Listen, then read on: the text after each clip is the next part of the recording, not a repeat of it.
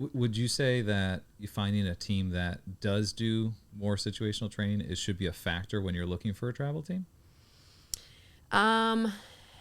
Yes, I do think it should be, you should look into that, but I think it's more of just the coach. Does the coach know, I hate to say, like, do they know what they're doing? Right. Right. And it's really, it's so hard to vet that. Right. Because it's like, I'm going to a tryout. I Right. Unless it's like word of mouth, but then again, word of mouth isn't always correct. That's true. So yeah, I think the coaches, especially in travel ball, does a coach know how to coach? And meaning, like, do they know how to teach the fundamentals? What's the practice look like? Are they just, everyone go out in the field, I'm going to hit you ground balls? Is it structured? Right. But also, do they have good personality? Right. Like, there's many great coaches who know things, but it doesn't translate to the kid. Yeah. Or maybe they're not positive at all. And you're the type of athlete that's like, I need a little bit of rah-rah. Right. You yeah. know? I mean, is it like, because I mean, it's a big thing during tryout season. I mean, these girls are going to different tryouts and they're trying to select, especially a good player, right? They're probably getting selected on every team that they go to try out. Yeah. Right. So as a parent, I could see that being difficult, being like, man, which one do we choose? This one's going to this tournament. This one's going to this tournament.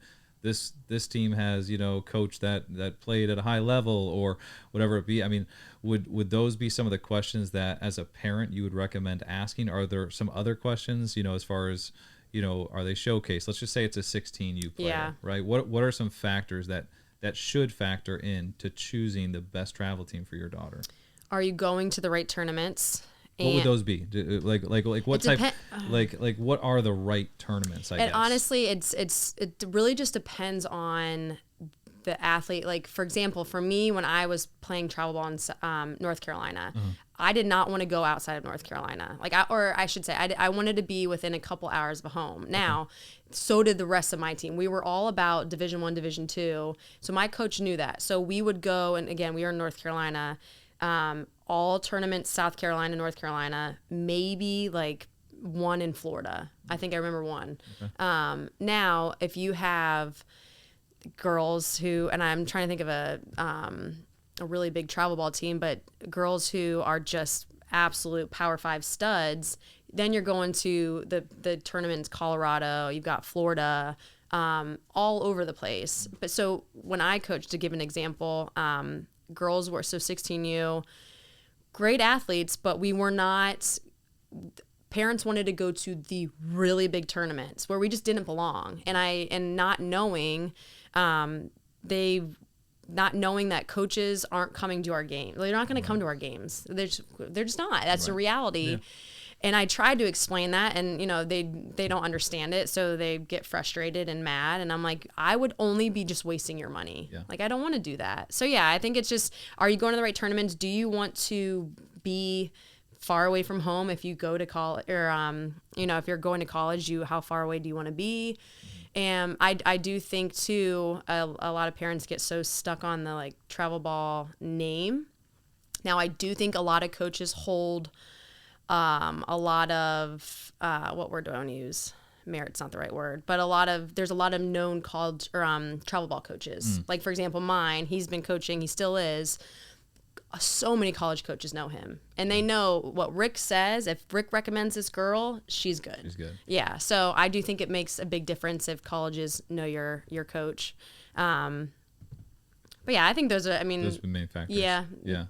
And then kind of on top of what you said before about a coach knowing what he's doing and kind of the giving the development side of it as well. Which, again, it's... That's hard to vet. Well, in my experience, and I get it, no one really knew me, but when my first year that I coached, I was me, and then I had two of my best friends from college. And it was very rare to have three female former athletes who have no kids on the team. Like, you don't have that. And we were in our 20s at the time, but I had been like doing lessons or whatever. And so and it was a newer organization. We absolutely struggled to get girls to come to us. And the main reason no coach is going to come to our games because of our team name.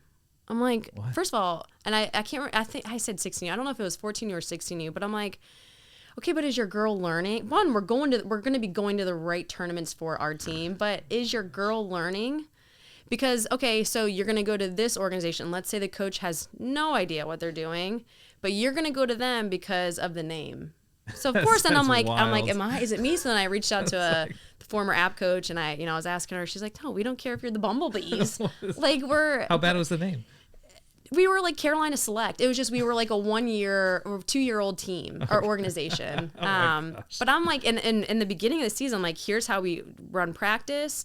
Here's what I'm focused on. Like, I was like, let's go. And then they're like, no, pass. I'm like, wow. we had probably, and we got the team. This was 16U because we fielded the team. We had 6 girls quit within 2 tournaments because we were losing.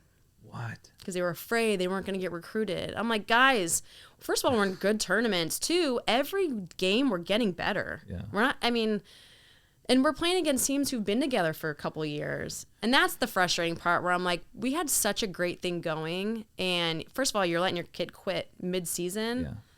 Yeah. Fire me up. That is something that no. So we ended up folding. We didn't. Yeah. Well, and I mean, does that? I'm not sure that helps your recruiting chances that you quit on your 60U team. I'm sure right. That well, and I'm like, I hope, and no one ever would. But I'm like, if a college coach were to ask me, I would be completely honest. Like they quit on us. Yeah. And that goes a long way. Yeah, I think so. But yeah, it's just not knowing. They hear, oh, they need to be doing this. They need to be spending thousands of dollars and traveling all over the country. You don't. It's like that fear of missing out type of thing, right? You know, it's like they see what other people are doing, and and if you don't know, I get it. And if you've only been through the process once and you're going through it for the first time, you don't know. No matter how much you think you might, you don't know. And that's where I try with my platform to preach, know the game. Like, one, you don't have to spend thousands of dollars to be good. Yeah. You could spend $500 and be the best. Like, I think we've gotten to that where we have to have all these like 5 uniforms and go to out of state when we're 10 because that's what everyone else does. Like, you don't have to do that, but focus on the fundamentals and know the game. The end. Yeah. If you enjoyed that clip and you want to watch another one, click right here. And if you want to watch the full podcast, click right here. And don't forget to like and subscribe if you find this content valuable.